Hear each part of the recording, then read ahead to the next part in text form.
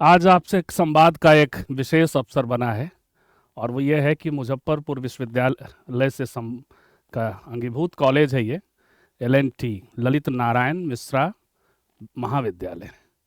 मुजफ्फरपुर विश्वविद्यालय हमारे लिए इसलिए भी बेहद महत्वपूर्ण और ऐतिहासिक विश्वविद्यालय है कि ये बिहार में पहली बार इस विश्वविद्यालय का नाम बाबा साहेब के नाम पर पड़ा था। और वो वक्त था 90s का दौर था वो, और सरकार जो है उस समय राष्ट्रीय जनता दल की सरकार भी यहाँ थी और AK विश्वास बड़े दलित चिंतकों में और प्रशासकों में से एक थे। और इसका एक बड़ा संबंध आप इसको ऐसे जोड़ें तो फिर बाबा साहब के नाम पे जो मराठवाड़ा विश्वविद्यालय के नामांतरण से यदि आप इसे जोड़ेंगे, वहाँ हुई शहादतों को देखेंगे और यहाँ लगभग थोड़ा विरोध हुआ, लेकिन इसके बाद इस विश्वविद्यालय का नाम बाबा साहब के नाम पर पड़ा। तो इसलिए भी बेहद महत्वपूर्ण है मेरे लिए और गौरवपूर्ण भी है यहाँ के जो दो दिवसीय सेमिनार में आना और बातचीत करना। लेकिन जब आप बात कर रहा हूँ तो एक विशेष बात करना चाहूँगा और वह एक मिथ तोड़ता हूँ आज की बातचीत में। मुझसे कहा गया कि आप कुछ भी बात करें, मन की बात करें, आजकल तो मन की बात होती है, तो चलिए मन की बात, ऐतिहासिक बात कर रहा हूँ।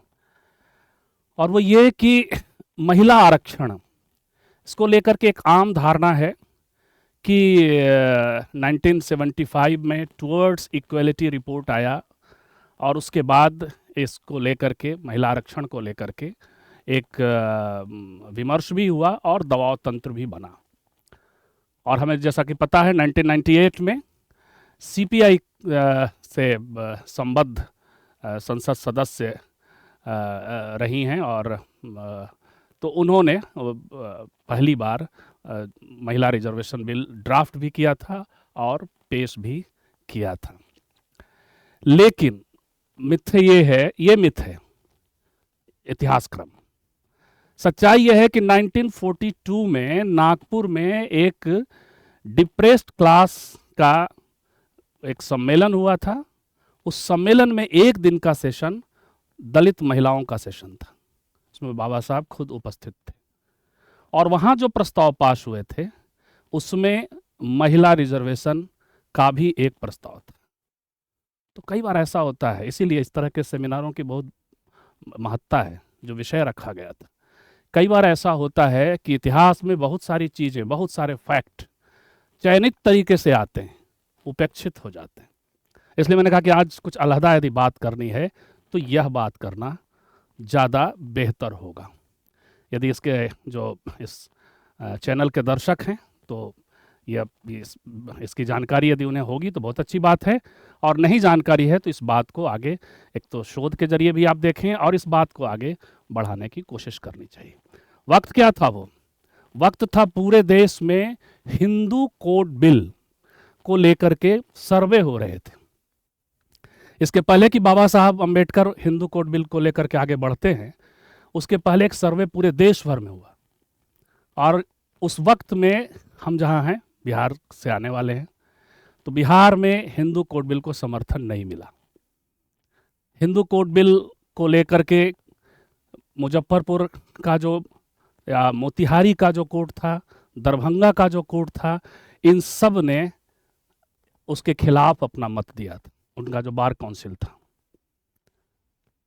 तो ये जानकारी मैंने जब जाना तो मुझे थोड़ा अफसोस भी होता है कि काश उस वक्त 1942 के उस सम्मेलन में जो 3 प्रमुख बिंदु थे हिंदू कोड बिल के, जिसमें था बहुविवाह के खिलाफ प्रस्ताव था, कानून बना, मतलब एक पुरुष कई शादियां नहीं कर सकता बिना तलाक के, एक स्त्री कई शादियां नहीं कर सकती बिना तलाक के, तलाक का राइट आया, प्रॉपर्टी राइट पे की बात हुई, तो ये बेटियों को प्रॉपर्टी राइट, तो ये सब हिंदू कोड बिल के उस ड्राफ्ट में बाद में जिसको बाबा साहब अंबेडकर उसको लीड करते हैं और उसकी अपनी एक कहानी है। मैं जो बताना चाहता हूँ वो ये कि 1942 के अन्य दूसरे प्रस्तावों में एक प्रस्ताव ये भी था और वह था बहुविवाह के खिलाफ।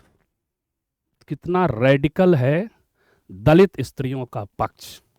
इसीलिए मैं अक्सर कहता हूं कि दलित स्त्रीवाद सबसे समावेशी, मैं अस्मिता नहीं कहना चाहूँगा, मैंने अभी जो आज भाषण दिया उसमें अस्मिता शब्द को लेकर ही मेरी आपत्ति थी।